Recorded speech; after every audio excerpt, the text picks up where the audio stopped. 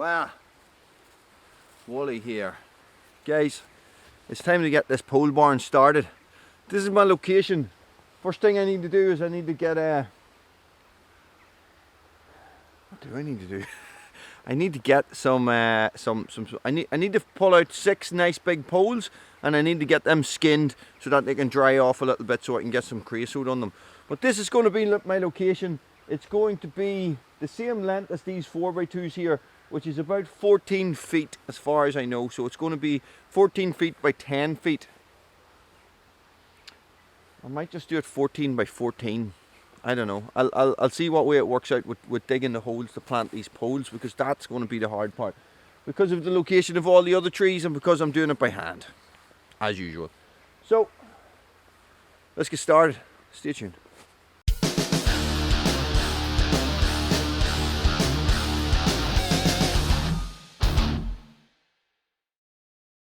Guys, what you can see here, I have a couple of poles already lined up here. I'm looking for everything to be about 15 foot to start off with, so I can, when I've got them set in the concrete, then I can trim them down. Okay, so I'm just going to try and get them all together, and I'm going to use this sort of as my staging area, I suppose. Now,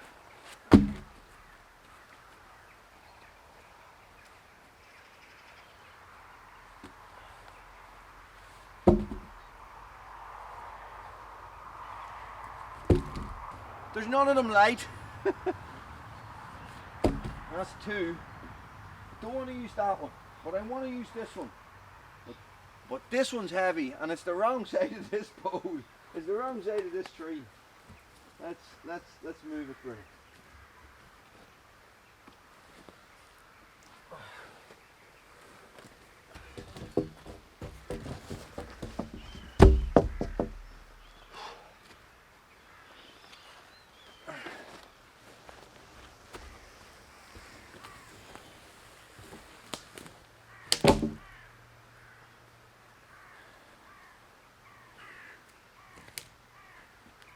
Well, that's 3.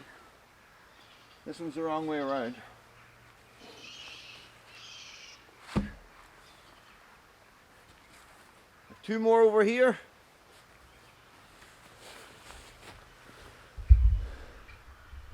I've 2 more up here in the distance. You can see I'm going to go grab those. Guys, tools for skinning bark. This bark, these trees have been down a little while, so it should come off handy enough. I have this drawing knife that Roddy gave me. Thanks, Roddy. More often than not, I find the spade works best.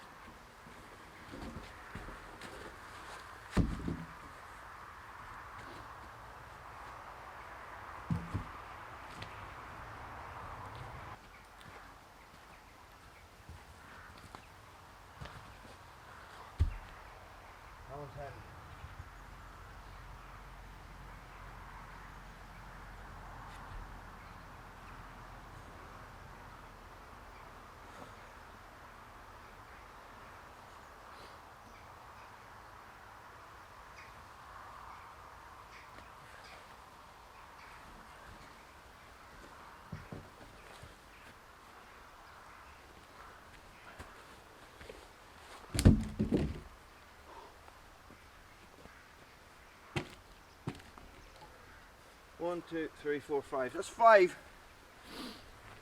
That's 5. I need to find one more. One more. I'll go look. Man, mechanical advantage is a handy thing. And a wishful thing when you don't have it.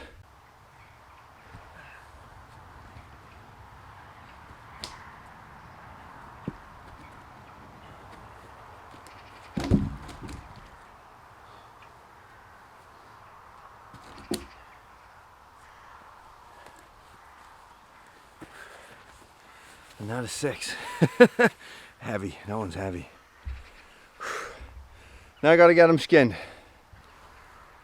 It is a simple enough process, guys.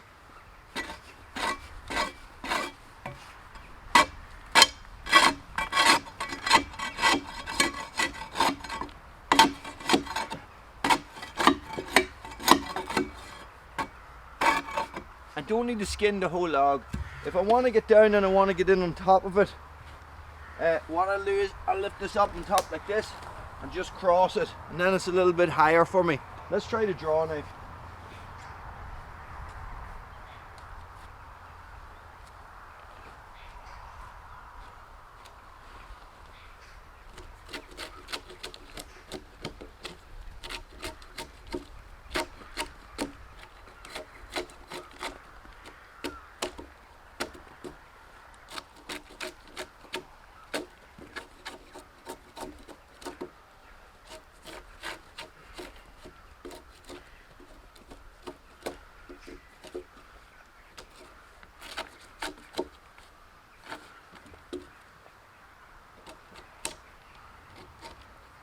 Guys, if they're really giving you jip, if they're really making life difficult for you, get the saw on them.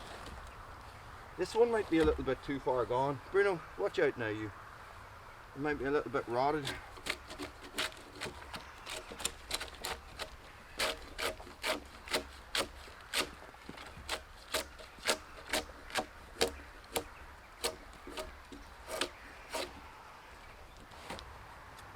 Want is another log across there, isn't it, Bruno? Nah, bites better this way.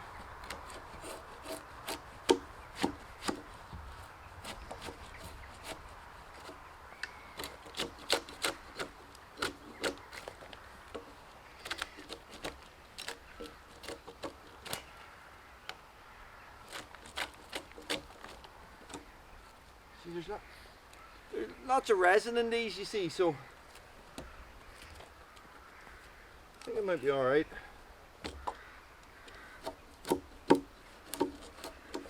I'm going to have to get an axe and knock off some of these knots. They're going to be buried about 2 feet, so that's me 2 foot there. So I only really need to take them up 2 feet or a little bit more, and that's my plan now. Only 5 more to do. I'll show you the shovel working. Put my gloves on. It's bloody freezing.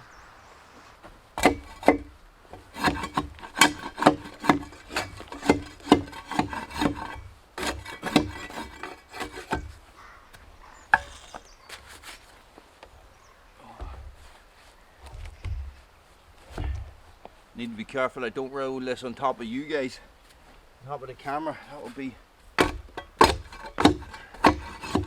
not good.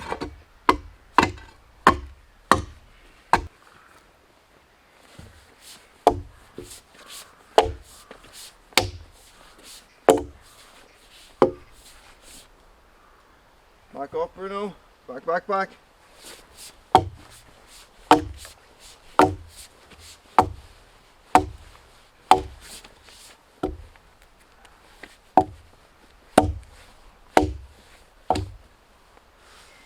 Okay, 5 more to go.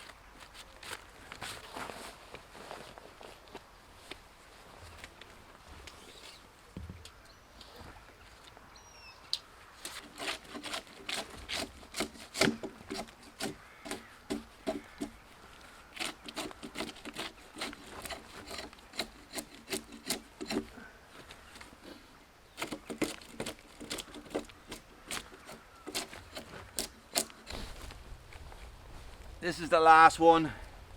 It's sort of working out that the distance I need to go is about as far as I can reach, so But it has taken me hours. It's such a labour intensive process, isn't it? We might have to just paint them and leave them today.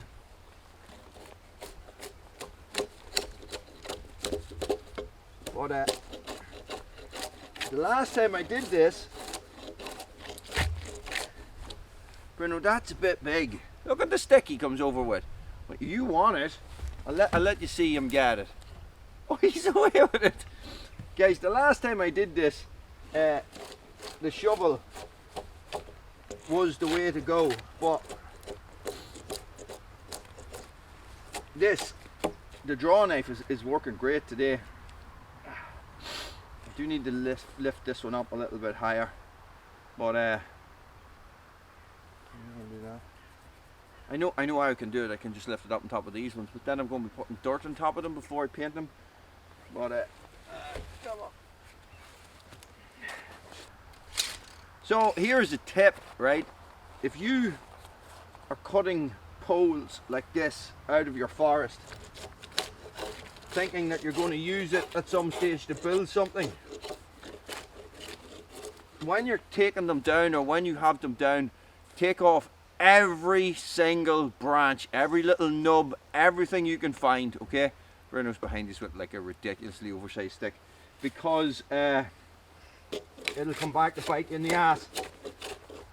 Good old creosote, eh? Right, let's lash some creosote onto this. The plan is just to creosote them and then roll them back. That's it. Not a lot of thinking involved in it. I'm going to creosote the ends as well, even though for a lot of these guys I'm probably going to end up cutting them.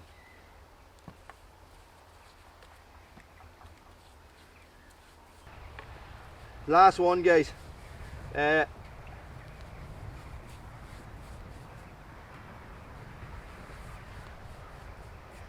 Last one. Sorry, I'm very aware of the creosote and the dog, you see, so.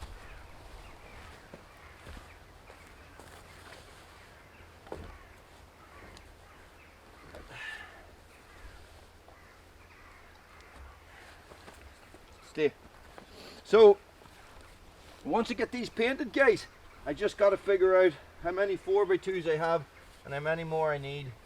So I'm thinking alright, let me explain this a little bit better. So the poles are going to be arranged, you know, 3 like this and 3 like this. Good dog, man. The poles are going to be arranged 3 like this and 3 like this in front. Okay, the front ones are going to be higher by about 2 feet or a foot, 2 feet probably, than the ones at the back. And what I'm going to do is I'm going to run, so imagine this is them here like this.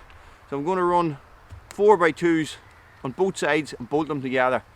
And then underneath those 4x2s at the front, I'll probably do a 7x2 the whole way across and the same on the back. Or 4x2s, depending on what I have, guys. You're a good dog, Bruno. Look, he's got a stick for me now because I shouted at him because he came over to the creosote. You're a good dog, you're a good dog. But, so I need to figure out what I have, guys. I'm going to let this dry for a day or two. I'll probably come down and dig holes tomorrow. I'm going to need to get some concrete and stuff as well. But anyway, look, it's started. It's good to get these things started as early as possible in the new year, you know. Then you don't feel like you're just sort of hanging about. Now, right, Bruno. So excited because he has a stick. Guys, look, out of focus. Thanks for watching. Stay frosty.